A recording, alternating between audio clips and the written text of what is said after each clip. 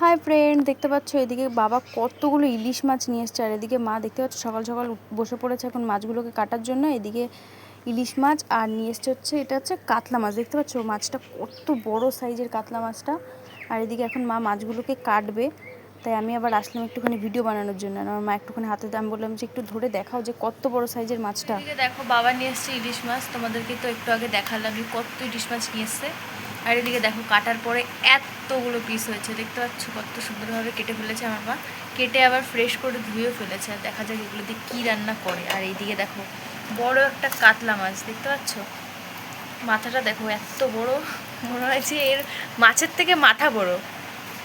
দেখতে পাচ্ছ, মা একটু তুলে দেখাও। বাপরে কত বড় মাথা। আচ্ছা, তো চলো কী রান্না করে দেখা যাক আজকে। মা কী রান্না করবো মা এগুলো দিয়ে?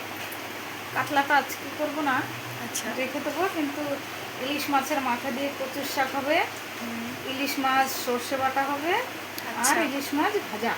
এত কিছু বানাবা আজকে ইলিশ, শুধু ইলিশ। তো চলো বৃষ্টির দিনে ইলিশ মাছ, ওহো জমে যাবে আজকে। তো চলো দেখাবো। সবসময় দেখি তো, তাই সেটা দেখে তো বাবা সকালবেলা হাটে গিয়ে নিয়ে এসেছে ইলিশ। আচ্ছা চলো দেখাবো, রান্না বান্না হয়ে গেলে আজকে দেখাবো কি, তাই তো? আচ্ছা ঠিক আছে, খাওয়ার সময় তো খাবো। ওকে।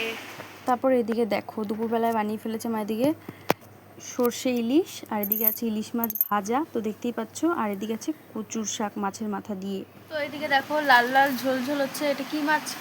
কাতলা মাছ, কাতলা কালিয়া। আচ্ছা কাতলা কালিয়া বানিয়েছে, কি নাম আমি জানি না, আমার মা বললো। আর এদিকে আছে মাছের মাথা, দেখতে পাচ্ছ। তারপর এদিকে দেখো আমিও খেতে বসে পড়েছি। তো দেখতে পাচ্ছ এখানে ফার্স্টে আমি খাচ্ছি হচ্ছে ইলিশ মাছ ভাজা দিয়ে। তো যাই হোক চলো আমি খেয়ে নিই। ভিডিওটা ভালো লাগলে প্লিজ লাইক কমেন্ট শেয়ার করে দাও, সাবস্ক্রাইবটা করতে ভুলো না। টাটা, নেক্সট ভিডিওতে আবার দেখা হবে তোমাদের সাথে।